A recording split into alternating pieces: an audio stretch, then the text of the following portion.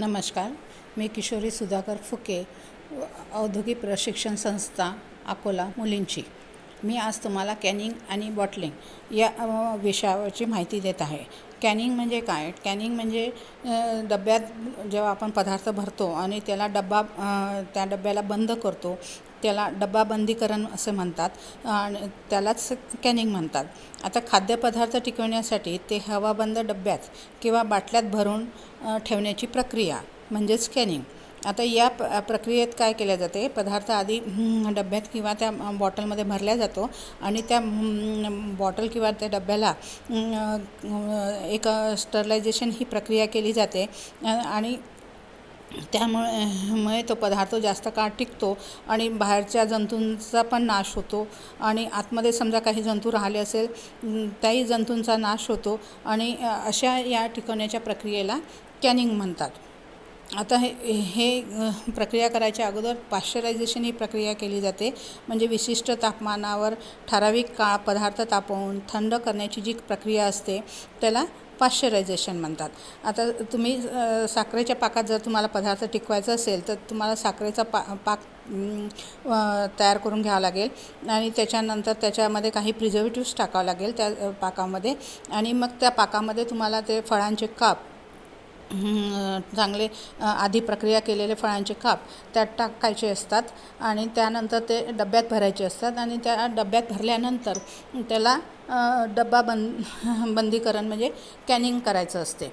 आता ह्या कॅनिंग करताना जे पदार्थ आहे ज्यांच्यावर कॅनिंग केल्या जातं ते आहेत फळे, भाज्या, मांस पदार्थ, दूध व दुधाचे काही पदार्थ आहे, नंतर काही चूर्ण आहे, काही बिस्किट आहे, कॉफीसारखे काही पदार्थ आहे, कोको आहे, चहा आहे, असे पण सुके पदार्थ जे आहे बाजार उपलब्ध आहे ते कॅन्समध्ये उपलब्ध असतात.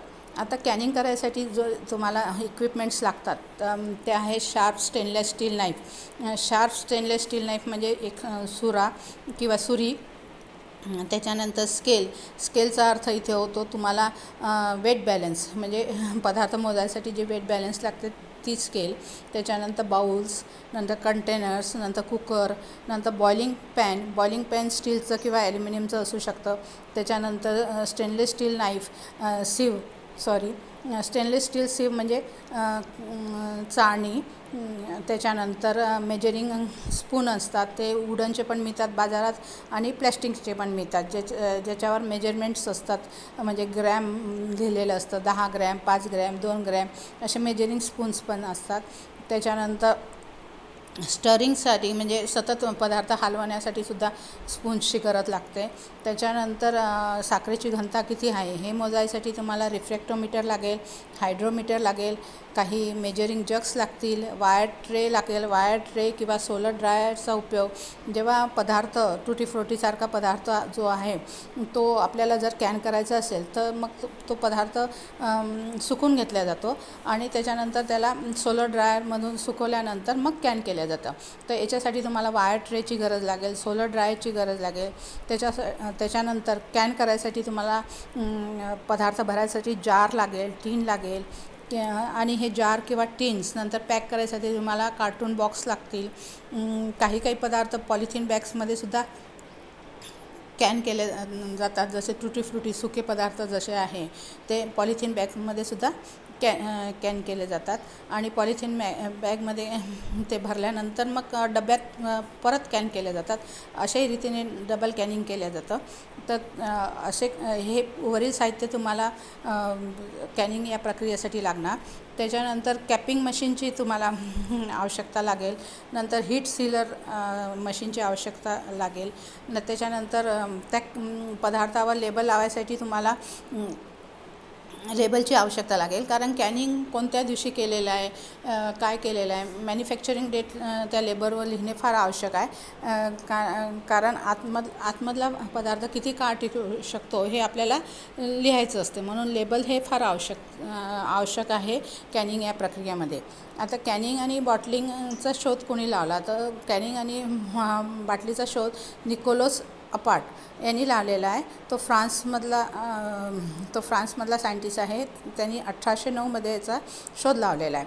आता ही जी कॅनिंग ही जी प्रोसेस आहे, तर या प्रोसेसमध्ये काय केले जाते की कोणताही पदार्थ किंवा भाजी किंवा फळे हे एका कंटेनरमध्ये पॅक केले जाते आणि ती जे कंटेनर असतं ते एअरटाईट असतं. म्हणजे त्याच्यात हवा 1 इंच हवासुद्धा आतमध्ये जात नाही, एवढं एअरटाईट ते कंटेनर असतं आणि त्यामध्येच तो पदार्थ भरला जातो कॅनिंग करताना.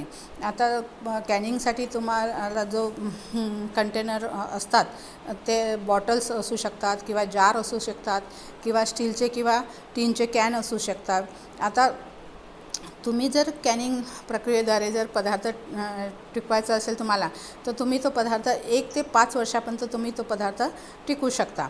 आणि त्याच्यानंतर ही जी पद्धत आहे पदार्थ टिकवण्याची, ही फारच योग्य पद्धत आहे. यामध्ये सहसा पदार्थ खराब होत नाही.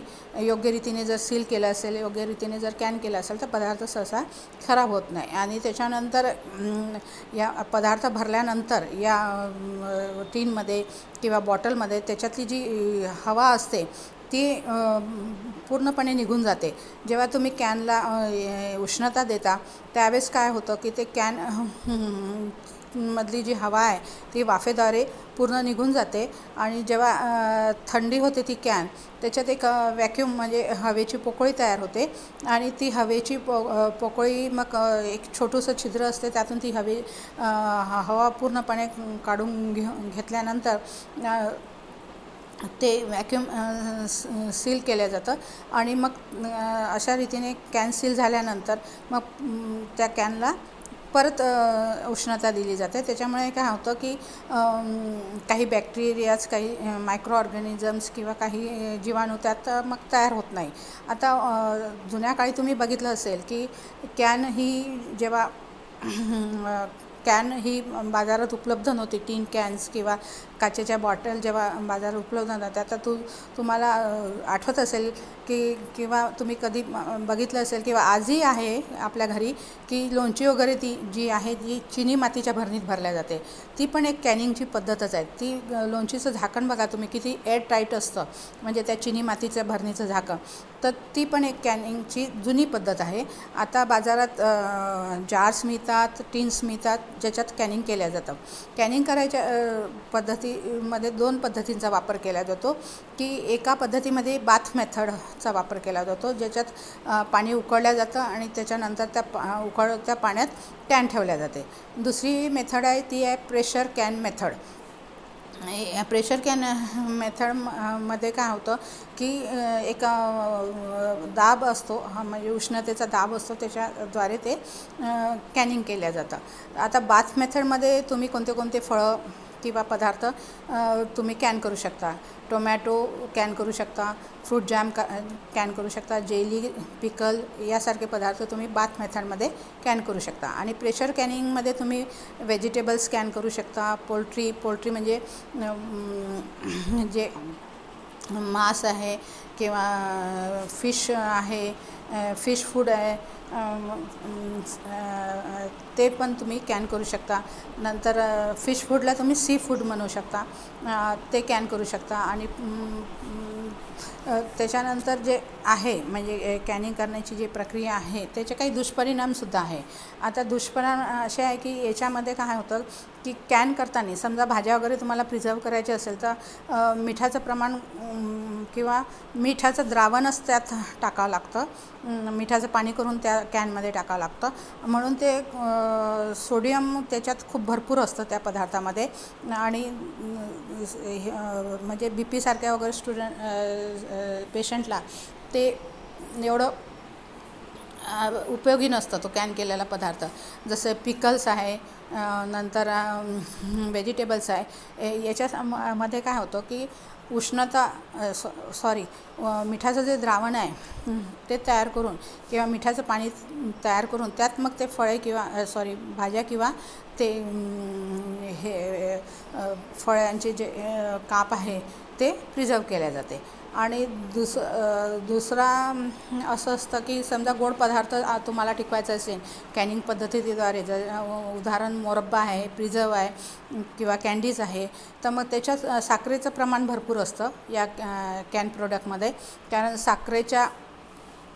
म्हणजे साखरेच्या पाकातच ते टिकवल्या जातात आणि त्याच्यामुळे पदार्थामध्ये साखरेचं प्रमाण भरपूर असतं. तर हे त्याचे दुष्परिणाम आहे की मिठाचं प्रमाण जास्त असतं अशा पदार्थामध्ये आणि साखरेचं प्रमाण जास्त असतं अशा पदार्थामध्ये. त्याच्यानंतर जे पोषक मूल्य जे आहे ते कमी असतात अशा कॅनिंग केलेल्या पदार्थामध्ये. आता तुम्हाला जर योग्य रीतीने तुम्हाला सील करायचं असेल कॅनला, तर काय करावं लागतं की ते कॅनला तुम्हाला आधी एक चांगलं सील निवडावं लागेल बाजारातून. आणि त्याच्यानंतर त्या कॅनमध्ये किंवा त्या बाटलीत पदार्थ भरल्यानंतर तो स्टरलाइज केला जातो 10 मिनिट. आणि मग त्याच्यानंतर त्या बाटलीला कवर केल्या जाते आणि कवर केल्यानंतर ही बॉटल बॉइलिंग वॉटरमध्ये म्हणजे गरम केलेल्या पाण्यात ठेवल्या जाते आणि या पॉटला कवर केल्या जाते. म्हणजे आतमध्येच काय होतं, मग उष्णता तयार होते आणि त्या उष्णतेमुळे ती बॉटल पाश्चराईज होते आणि त्याच्यामुळे आणि ही प्रक्रिया कमीत कमी 10 मिनिट केल्या जाते. आता पाश्चराईज केल्यामुळे काय होतं मग किंवा या प्रक्रियेमध्ये तुम्ही जेव्हा उष्णता देता बाटलीला किंवा त्या कॅनला, तर काय होतं की जे तुमचं सील असतं त्याला एक असं गम असतं किंवा एक सीलिंग पदार्थ असतो, तो काय होतो की तो लूज होतो जेव्हा तुम्ही झाकणाला गरम करता तेव्हा. आणि ते लूज झाल्यानंतर बॉटल जेव्हा थंडी होते तर तेव्हा ते लूज झालेला पदार्थ परत टाईट होऊन जातो आणि अशा रीतीने ती बॉटल मग एअर टाईट होऊन जाते आणि अशा रीतीने मग ते सील होऊन जाते बॉटल या प्रक्रियेमध्ये, कॅनिंग या प्रक्रियेमध्ये. आता तुम्हाला या प्रक्रियेमध्ये बॉटल ही म्हणजे उलट्या दिशेने अशी खाली म्हणजे खाली त्याचं झाकण आणि वरती त्याचा खालचा भाग असं बॉटल तुम्हाला त्या गरम पाण्यात ठेवली तर त्याच्यामुळे योग्य सील होऊन जातो. आणि अशा रीतीने योग्य सील झाल्यामुळे ती बॉटल एअरटाईट होऊन जाते आणि अशा रीतीने कॅनिंग केलं जातं.